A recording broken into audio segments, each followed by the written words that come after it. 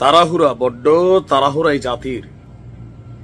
গতকালকে থেকে যে পরিবর্তিত আবহাওয়া, সেই আবহাওয়াটাতে আওয়ামী লীগের অনেক নেতাকর্মীরা ফেসবুকে স্ট্যাটাস দিচ্ছিলেন যে প্রস্তুতি হও, মানে প্রস্তুতি নাও, যে কোনো মুহূর্তে মাঠে নামতে হবে।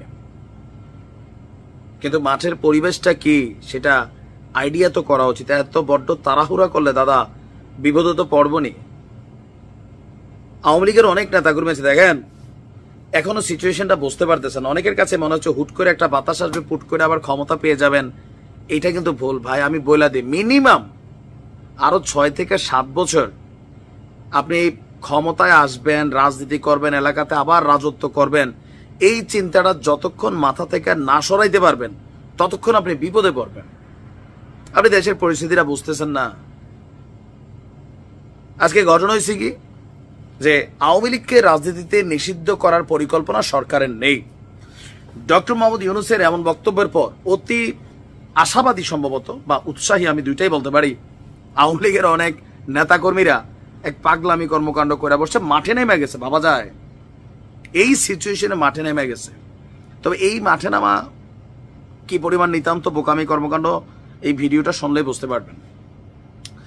সন্ধ্যার দিকে 27 নম্বর সড়কে হঠাৎ করেই জয় বাংলা, জয় বঙ্গবন্ধু, শেখ হাসিনার ভয় নাই, রাজপথ ছাড়ি নাই, শেখ হাসিনা ফিরবে, বাংলাদেশ কাঁপবে, এইরকম বক্তব্য দিয়া মাঠ গরম করার চেষ্টা করছিল বাংলাদেশ আওয়ামী লীগের 25 থেকে 30 জনের একটি দল। এই সময় আওয়ামী লীগের নেতাকর্মীরা বিভিন্ন স্লোগান দিতে থাকেন। আর এই স্লোগানের পরেই স্থানীয় জনতা, তো হুই ইজ জনতা, যারা আওয়ামী বিরোধী শক্তি, হয়তো এনসিপি অথবা জামাত ইসলাম অথবা বিএনপি অথবা যারাই আছেন, তারা সকলে মিলে এই দলটাকে ধাওয়া দেন। ধাওয়া দেওয়ার পর এক পর্যায়ে মিছিল থেকে ধাওয়া দিয়ে 3 জনকে আটক করেন স্থানীয়রা। তো আটক করার পর হাতের সুখ একটু মিটানোর সুযোগ পাইছে ভাই, 3 জনরে সেই লেভেলে ধোলাইছে। ধোলানোর পরে স্থানীয় থানা পুলিশের কাছে তাদেরকে হস্তান্তর করেন। তো কারা আটক হয়েছেন?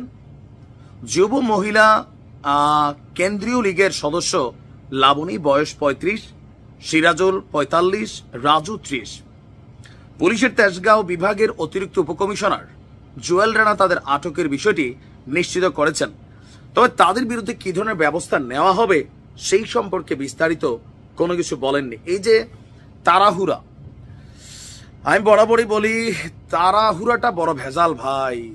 আওয়ামী লীগ এখনো অনেক জায়গায় তারা বুঝতে পারে না যে তাদের যে অপরাধের মাত্রাটা কোন লেভেলের, বা মানুষ তাদের প্রতি বিরক্ত, এই জিনিসটা অনেকে বুঝতে পারে। নেতাকর্মীরা আপনারা ঠিক আছেন, এত তাড়াহুড়া হইলেই সমস্যা। রাজপথে নামবেন, মার খাবেন, রাইট নাও আপনার বোঝা উচিত গ্রেপ্তার হবেন। এত তাড়াতাড়ি না ভাই, আগেগুলার কাফফারা দিতে হবে। ধৈর্য ধরেন। বিএনপি জামাত 17 বছর ধৈর্য ধরছে। ভালো থাকুন। তার বক্তব্য, আমাদেরকে প্রস্তাব দেওয়া হয় আসন সমঝোতার বিনিময়ে আমরা যেন এই প্রস্তাব মেনে নেই।